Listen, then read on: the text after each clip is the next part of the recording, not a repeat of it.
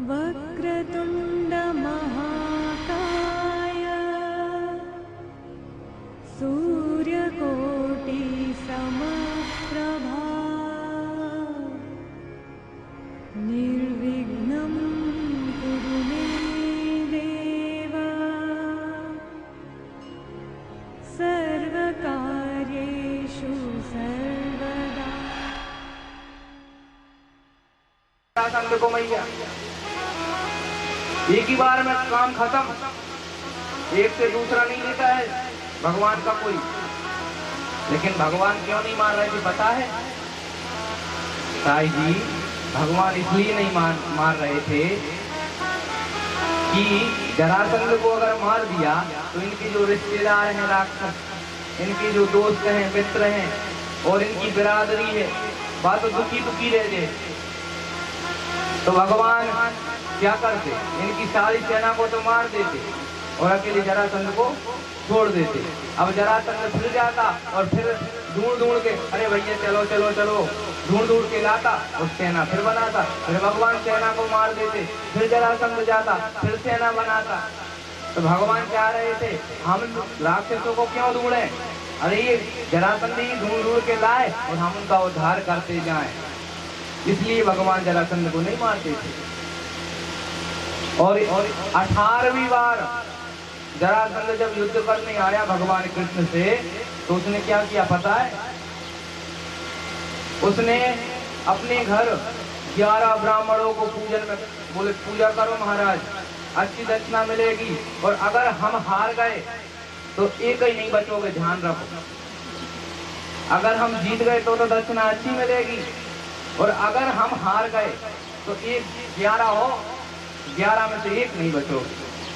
अब तो ब्राह्मणों ने सोची भैया अच्छो जजमान मिलो, अगर ऐसे जजमान मिलने में लगे तो हो गई पूजा पाठ। अब तो महाराज ने सोची कि पूजा पाठ अच्छी से नहीं बहुत अच्छी से करना पड़ेगी।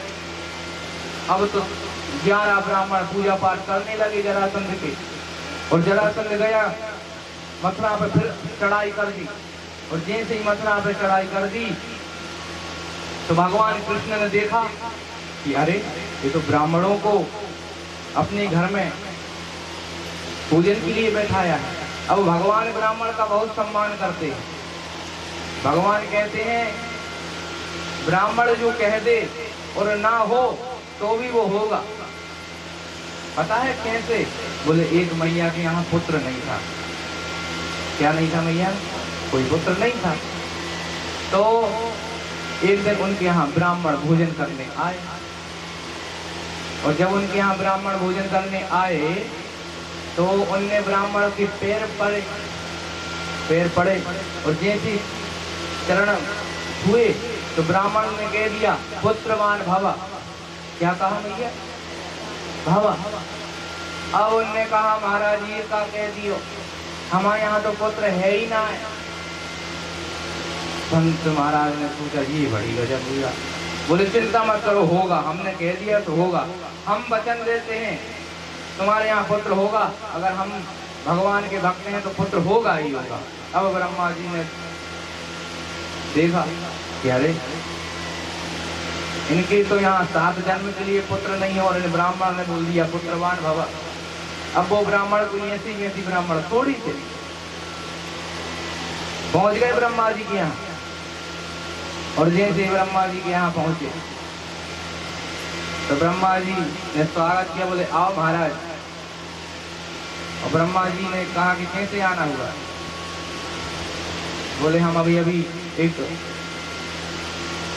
मैया के यहाँ से आ रहे हैं, उनने हमारे चरण जैसी छुए तो हमने पुत्रवान भवा का आशीर्वाद दिया है और उनके यहाँ कोई पुत्र नहीं है तो ब्रह्मा जी पुत्र होना चाहिए। ब्रह्मा जी कहें अब लिखा हुआ कैसे मिटा दें? बोले जो भी हो पुत्र तो होना चाहिए। विष्णु भगवान के पास बात पहुंची, भगवान विष्णु ने कह दिया। बोले ठीक है पुत्र होगा लेकिन 5 वर्ष तक के लिए होगा। अब देखना कितने वर्ष के लिए होगा? 5 वर्ष के लिए। अभी तो नहीं था, अब हो गया। किसकी कृपा से हुआ? ब्राह्मण की कृपा से पुत्र हो गया। अब माता पिता को तो पता है तो 5 वर्ष के लिए हुआ है। संतों ने कहा कि देवी अपने पुत्र को मंदिर ले जाया करो, भगवान की कथा सुनाया करो। अब वो मंदिर जाता है, भगवान की कथा सुनता है। और एक दिन उसी बालक ने भगवान ब्रह्मा जी की तपस्या की और ब्रह्मा जी प्रसन्न हो गए और कह दिया दीर्घ आयु भवा। अब ब्रह्मा जी ने कह दिया, ब्रह्मा जी को नहीं पता था कि ये कोई बालक है। अब जैसे ही 5 वर्ष पूरे हुए तो वो बालक की सांस रुकने लगी। अब ब्रह्मा जी ने देखा कि वो बालक आया कि नहीं, जो जिसको 5 वर्ष के लिए आयु दी गई थी। अब उनको याद आया कि ओहो, हमने तो दीर्घायु भवा का आशीर्वाद दे दिया है इसको। और उस आशीर्वाद की वजह से वह ब्राह्मण के आशीर्वाद से वह बालक को कुछ नहीं हुआ और बालवा का नहीं हुआ। यह है ब्राह्मणों का सम्मान, यह है संतों का सम्मान। और भगवान कृष्ण भी ब्राह्मणों का बहुत सम्मान करते हैं। उनने देखा कि जरासंध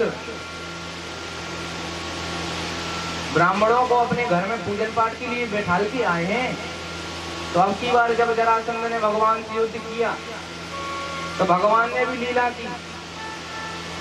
क्या लीला की महाराज? बोले अपनी योग माया से कह दिया, बोले समुद्र में एक सुंदर नगरी का निर्माण करो। समुद्र में एक सुंदर नगरी का निर्माण कर दिया गया योग माया द्वारा। और विश्वकर्मा जी है ना, जो वो ही है सारे देवो।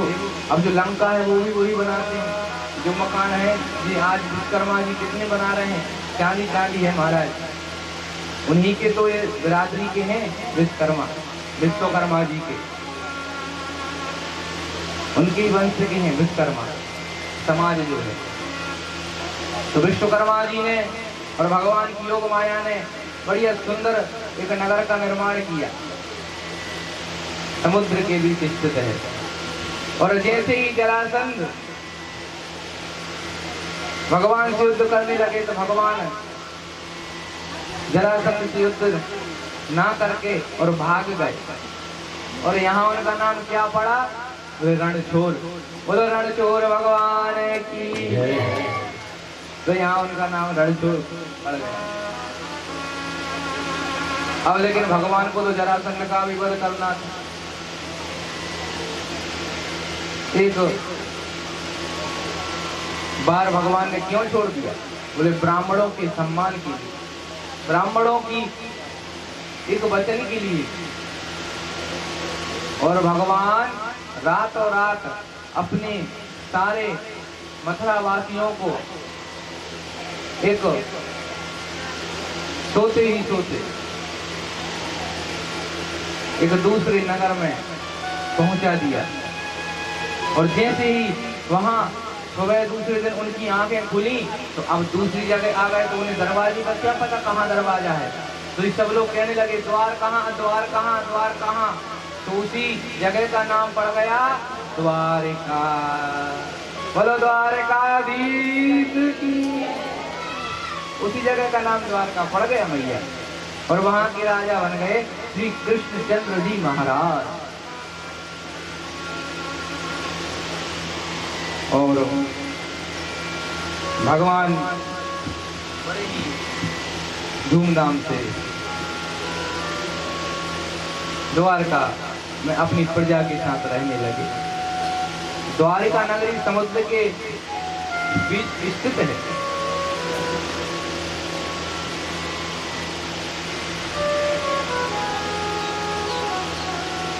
द्वारिका का मतलब और भी बोले जो इस संसार रूपी मृत्यु लोक में, जो संसार रूपी इस घर में अपनी मुक्ति का द्वार नहीं ढूंढ पाता, वह जिंदगी भर द्वार कहाँ करता रहता है। और जो द्वार का अपना पता लगा लेता है मन का, कि मन ही वह द्वार है जो भगवान तक पहुंचा सकता है, उसी को भगवान द्वारकाधीश मिल जाते हैं। बोलो द्वारका तो यह द्वारका। देखिए आगे भगवान जब द्वारका में राजपाट संभालने लगे, तो जब राजपाट संभालने लगे और बढ़िया नाम हो जाए ना, तो लोग जलने लगते, अपने आप उनके शत्रु उत्पन्न हो जाते। कोई थोड़ा उठे तो महाराज फिर देखो गिराने वाले 4 हो जाते हैं, उठाने वाला नहीं, गिराने वाले। भगवान एक दिन सभा में बैठे हुए थे, सारे सभासद विराजमान थे। एक निमंत्रण आया। क्या आया? निमंत्रण।